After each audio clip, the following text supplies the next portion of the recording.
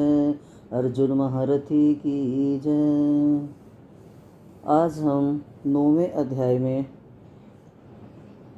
सुनेंगे, पढ़ेंगे, देखेंगे कि भगवान ने अर्जुन को क्या कहा और अर्जुन ने भगवान से क्या पूछा। आज का जो अध्याय है ये श्री भगवानोवाच से शुरू हो रहा है और आज के अध्याय में परम गुह ज्ञान है और इसको राज विद्या, राज गुह योग भी कहते हैं।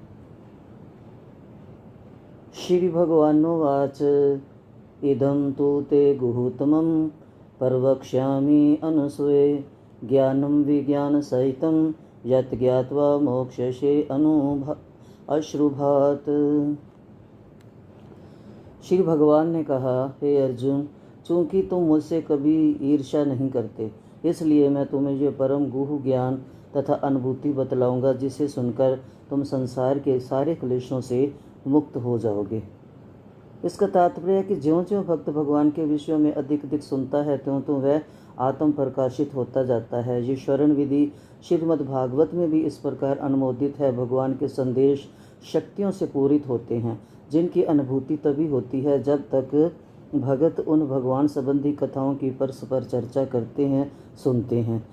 भक्तगण परमेश्वर की सेवा में निरंतर लगे रहते हैं। भगवान उस जीव विशेष की मानसिकता तथा निष्ठा से अवगत रहते हैं जो श्री कृष्ण भावना भावित होता है और उसे वे ही भक्तों में सानिध्य में श्री कृष्ण विद्या को समझने की बुद्धि प्रदान करते हैं। कृष्ण की चर्चा अत्यंत शक्तिशाली है। यदि सौभाग्यवश किसी को ऐसी संगति प्राप्त हो जाए तो इस ज्ञान के आत्मसात करे तो आत्म साक्षात्कार की दिशा में अवश्य प्रगति करेगा। कृष्ण अर्जुन को अपनी अलौकिक सेवा में उच्च से उच्चतर स्तर तक उत्साहित करने के उद्देश्य से इस 9वें अध्याय में उसे परम गुह बातें बताते हैं जिन्हें इसके पूर्व उन्होंने अन्य किसी से प्रकट नहीं किया था। भगवान कहते हैं कि ये ज्ञान सब विद्याओं का राजा है जो समस्त रहस्यों में सर्वाधिक गोपनीय है। ये परम शुद्ध है और चूंकि ये आत्मा की प्रत्यक्ष अनुभूति कराने वाला है अतः ये धर्म का सिद्धांत है। ये अविनाशी है और अत्यंत सुखपूर्वक संपन्न किया जाता है। ये अर्जुन को कितना सुंदर समझा रहे हैं। हे भगवान, हम भी अर्जुन बने, हमें शक्ति दो।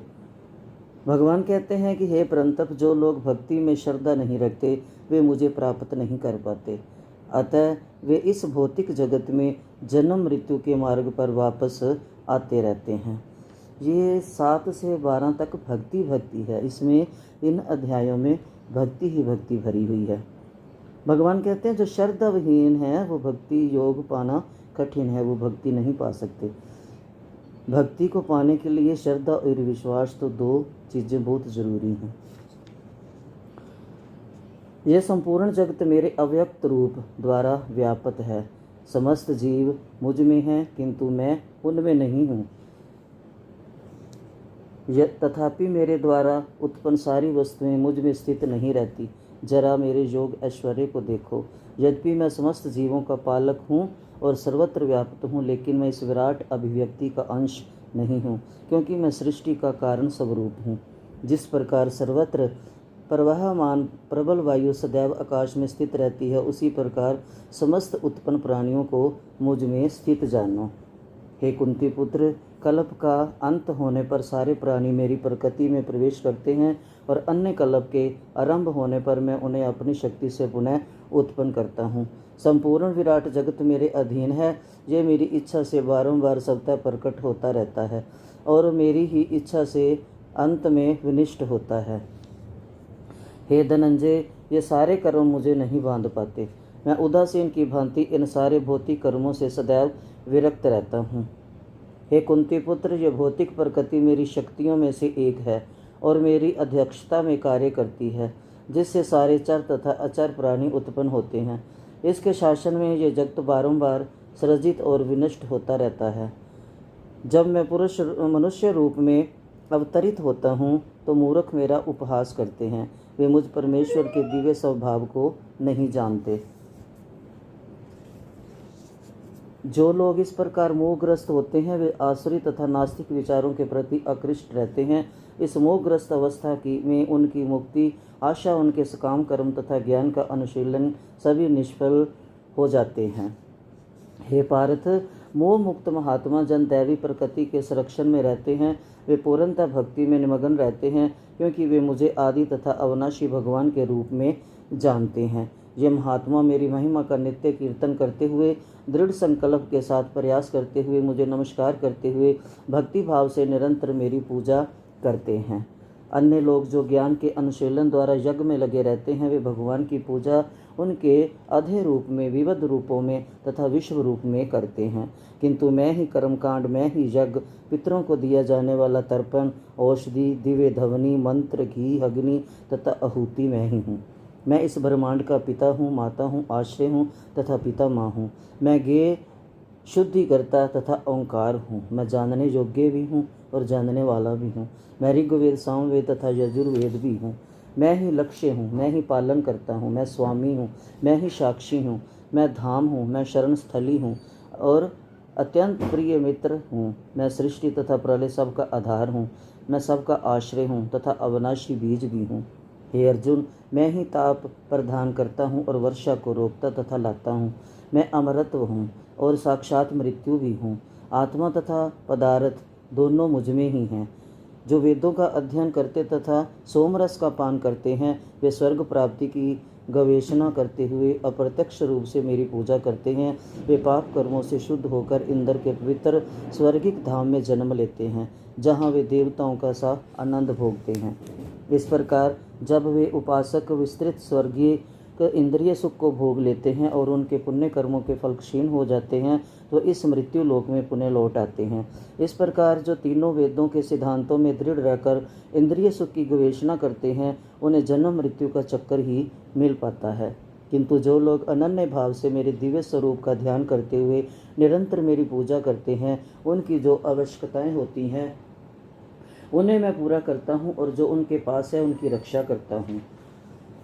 मैं ही समस्त, हे कुंती पुत्र, जो लोग अन्य देवताओं के भक्त हैं, उनकी श्रद्धा पूर्वक पूजा करते हैं, वास्तव में वे मेरी ही पूजा करते हैं, किंतु वे ये त्रुटिपूर्ण ढंग से करते हैं, जबकि सब देवताओं के रूप में मैं ही उनकी मनोकामना पूर्ण करता हूँ।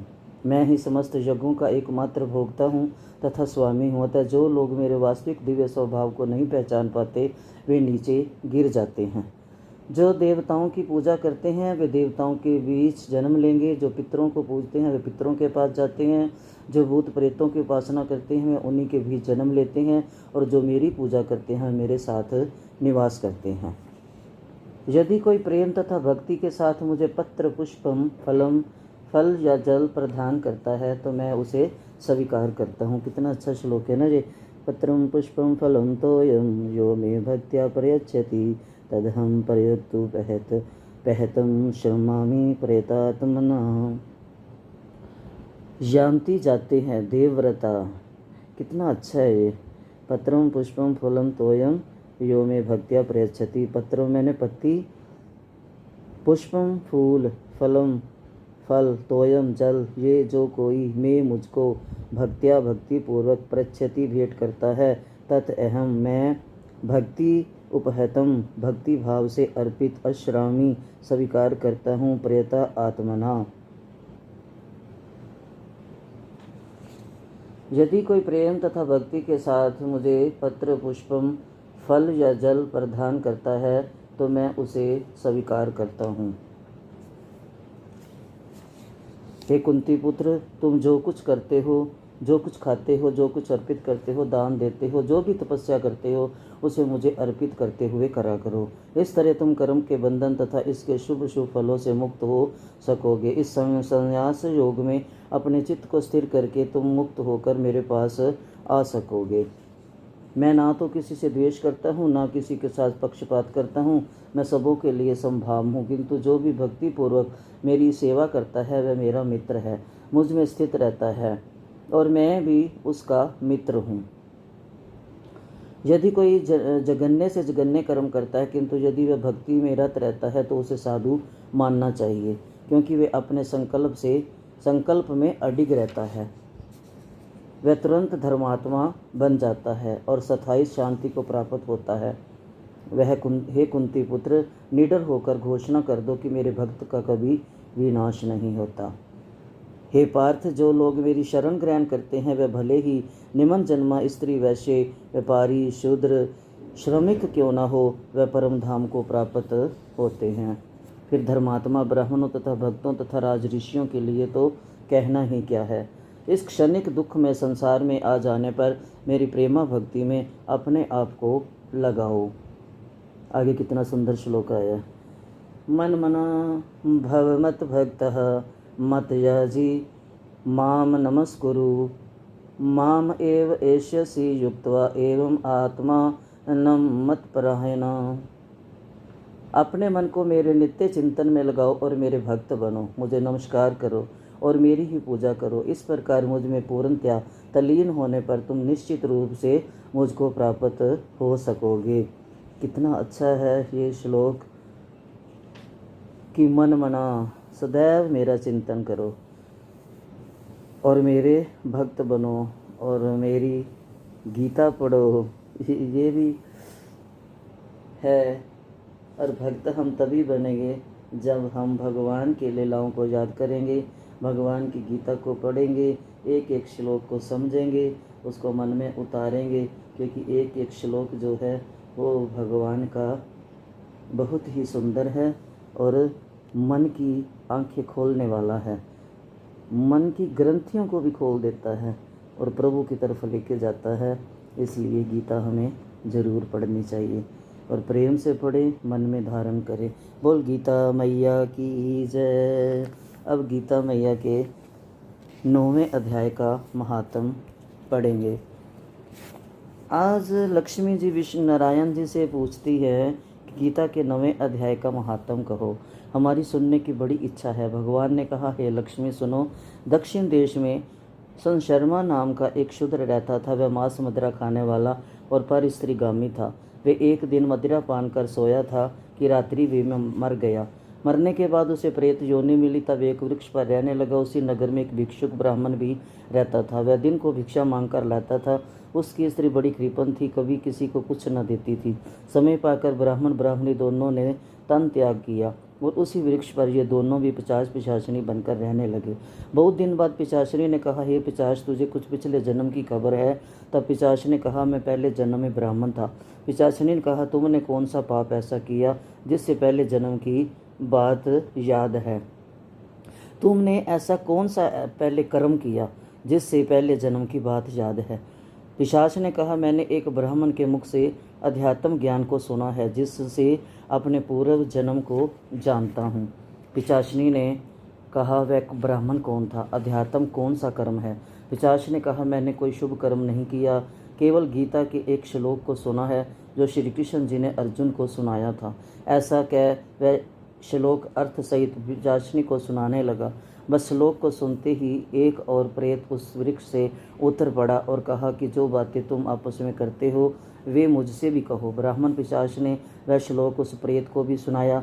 उससे तीनों प्रेतों की यानी छूट गई और विमान पर बैठकर विष्णु लोक को गए। यही गीता के 9वें अध्याय का महात्म है। जो इस महात्म को भक्तिपूर्वक सुनते हैं वे सदा वैकुंठ में निवास करते हैं। कितना सुंदर महात्म है आज का कि एक श्लोक ने उन तीनों प्रेतों को तार दिया जो कि इतने बड़े प्रेत थे। एक श्लोक का इतना महात्म है तो पूरी गीता का कितना महात्म होगा। इसीलिए इसका एक एक श्लोक जो है वो तारने वाला है। हम गीता पढ़ेंगे तो हमारे अंदर भी क्रांति भी आएगी और शांति भी आएगी, क्योंकि तन को साफ करना तो सरल बात है, मन को उज्जवल बनाना बहुत कठिन है। मन उज्जवल परमात्मा के नाम से ही बनेगा, परमात्मा की लीला से, परमात्मा की कथा सुनने से, और जो भगवान का ये गीत है गीता, इसको पढ़ने से, गुनगुनाने से हमारा मन साफ होगा। भगवान और इंसान में अंतर क्या है? भगवान जो हैं वो सब कुछ अपने आप करते हैं और अपने आप मिटाते हैं, अपने आप पालते हैं, अपने आप बनाते हैं। लेकिन जो ब्रह्मा जी की लिखते हैं वो उनका लिखा हुआ एक जैसे हम पेंसिल से लिखते हैं और रबड़ से मिटाया जाता है, ऐसे ही ब्रह्मा की जी जो लिखी हुई हमारी रेखा होती हैं वो हम रबड़ से मिटा सकते हैं, मंत्र रूपी रबड़ से। जब हम भगवान के नाम मंत्र का गुरु मंत्र से जो गुरु से मंत्र लेकर जपेंगे, भगवान नाम जपेंगे, अगर नहीं किसी को गुरु मंत्र मिला तो हरे कृष्ण महामंत्र जप कर हम मंत्र रूपी रबड़ से उस रेखा को मिटा सकते हैं और गुरु की असीस कृपा हम अपने ऊपर पा सकते हैं और उनकी जो विचार रूपी शब्द हैं उनको सुनकर हम अपने गलत विकार मिटा सकते हैं। लेकिन जो परमात्मा लिखता है वो सबको भुगतना पड़ता है, क्योंकि परमात्मा का लिखा, भगवान भी कहते हैं कि मैं अपना लिखा हुआ मिटा नहीं सकता। हाँ, मेरे जो भगत हैं वो चाहे कुछ कर सके लेकिन मैं नहीं कर सकता, तो ये भगवान भी ये कहते हैं। तो इसलिए हमें मन को शुद्ध करने के लिए गीता पढ़ना बहुत ज़रूरी है। ये ही मन को, अर्जुन ने हमारे लिए पूछा है बार बार कि मन को कैसे ठीक करना है, मन को कैसे प्रभु में लगाना है, मन को कैसे बांधना है, मन को इंद्रियों सहित कैसे प्रभु की तरफ खींचना है। तो इसलिए गीता में भगवान के कहे हुए जो उत्तर हैं अर्जुन के पूछे हुए प्रश्नों के, वो हमारे लिए हैं। हम भी मन को सब ओर से खींचकर प्रभु की तरफ ले जाएं और उनको अंकुश लगाएं, नकेल डालें। इसीलिए हमारा मन जो है हमारे वश में आएगा धीरे धीरे। सागर में गहराई है, पर्वत की ऊंचाई है, हमारे में दोनों हैं। ज्ञान की गहराई भी है, आचरण की ऊंचाई भी है, लेकिन हमारे को समझ नहीं है, पता नहीं है। तो ये ज्ञान भी तब आएगा जब हम गीता पढ़ेंगे, और ये आचरण भी हमारा ऊंचा तब होगा जब हम अर्जुन की तरह भगवान से प्रश्न करेंगे, किसी वैष्णव से प्रश्न करेंगे, भक्ति के लिए पूछेंगे, सतगुरु से पूछेंगे और भगवान की लीलाओं में उतरेंगे। फिर हम उस रास्ते पर, भक्ति के रास्ते पर चलेंगे। पार्लर जाने में जैसे तन सुंदर बनता है, तो जब तन सुंदर बनता है, तन सजता है, तो तब कौन रीझता है? पति रीझता है। तो ये गीता भी एक पार्लर है, यहाँ मन सुंदर होता है। इतने इतने सुंदर श्लोक हैं, भगवान के उत्तर हैं जो अर्जुन ने पूछे हुए हैं। तो इसलिए अगर हम ये पढ़ेंगे तो हमारा ये पार्लर है जहाँ हमारा मन सुंदर होगा। अगर हमारा मन सुंदर होगा, मन सुमन बनेगा, तो भगवान हमारे को पसंद करेंगे। फिर भगवान हमारा जो मन रूपी सुमन है वो अपने चरणों में ले लेंगे और हमारा रिश्ता भगवान से बनेगा। भगवान रीझेंगे। जब हमारा मन सुंदर होगा तो भगवान रीझते हैं, जब तन सुंदर हो तो पति रीझता है। इसलिए भगवान की ये बताई हुई जो गीता रूपी गीत है उसको गाएं, गुनगुनाएं, मनन करें और अपने जीवन में उतारें। क्योंकि भगवान ने सबको कुछ न कुछ देकर भेजा है, किसी को कुछ। जैसे माँ अपने बच्चों को खिलौने देकर, उनकी पसंद की चीज़ देकर अलग अलग बिठा देती है, खेलो। तो ऐसे ही भगवान ने हमारे को भी कुछ न कुछ देकर भेजा है। किसी के पास विद्या है, किसी के पास धन है, किसी के पास ताकत है, किसी के पास बल है। तो भगवान सबको कुछ न कुछ देकर भेजता है। जैसे कोई 1000 बोरी गेहूँ खरीद सकता है पर एक बारी उठा नहीं सकता, लेकिन जो 1000 बोरी खरीद नहीं सकता वो बोरी उठा सकता है। ऐसे ही भगवान ने सबको कुछ न कुछ देकर भेजा है। तो इसलिए भगवान का शुक्रिया करें, गीता पढ़ें, जीवन में उतारें, क्योंकि गीता एक भगवान का प्रेम पत्र है, गीता एक संगीत है, गीता एक संजीवनी है। गीता हमारा मन साफ करने का एक दर्पण भी है। तो गीता को पढ़ें, जीवन में उतारें। गीता बहुत सुंदर शास्त्र है, इसको हमेशा हाथ में रखें। कहते जिसके हाथ में गीता तो उसको फिर किस बात की चिंता। इसलिए गीता को हमेशा अपने साथ रखें। बोल गीता मैया की जय, बोल श्री बांके बिहारी लाल की जय। अगला जन्म पता नहीं क्या मिलेगा, हमारे को क्या पता, लेकिन ये जो है, ये जो मिला है, ये पता नहीं अब ये भी कितने दिन का है। तो इसलिए इसमें हम शुभ विचारों को लाएं, गीता के श्लोकों को उतारें, क्योंकि जब मरने पर गीता सुनाते हैं लोग तो हम जीते जी पढ़कर अपना उद्धार करें और अपने जीवन को सुंदर बनाएं, सुमन बने हमारा मन, जो भगवान को पसंद आए। बोल बांके बिहारी लाल की जय, बोल गीता मैया की जय। जब हम माता के कहने पर पिता को मान लेते हैं, जब बच्चे का जन्म होता है उसको पता नहीं होता कि मेरा बाप कौन सा है, लेकिन माँ बोलती है ये बेटे तेरा बाप है, ये चाचा है, ये मामा है, तो हम माता के कहने पर मान लेते हैं। तो ऐसे भगवान गीता में यही कह रहे हैं कि मैं ही सब कुछ हूँ। एक गीता है जिसमें भगवान ने कहा है कि मैं हूँ, जो कुछ भी हूँ मैं हूँ। कहीं भी भगवान ने अपने आप को मैं नहीं कहा, लेकिन गीता में क्या है, वो हमारे लिए कहा है कि मैं हूँ। तो हम भगवान को माने। जब माँ के कहने पर सबको मान लेते हैं, तो भगवान के कहने पर हम गीता पे विश्वास क्यों नहीं करते? हम गीता के श्लोकों पे विश्वास क्यों नहीं करते? हम क्यों कह देते हैं कि गीता तो मरने पर पढ़नी चाहिए, गीता पढ़ने से तो घर छूट जाता है, गीता पढ़ने पर तो सन्यासी बन जाते हैं? ऐसा हम मन में ना सोचें। गीता एक सुंदर शास्त्र है, गीता एक सुंदर संगीत है, गीता एक संजीवनी है, गीता प्रभु का प्रेम पत्र है। गीता को प्रेम से पढ़े और मन में उतारें। बोल गीता मैया की जय, बोल बांके बिहारी लाल की जय। सबको प्रेम भरी मीठी मीठी हरे कृष्णा।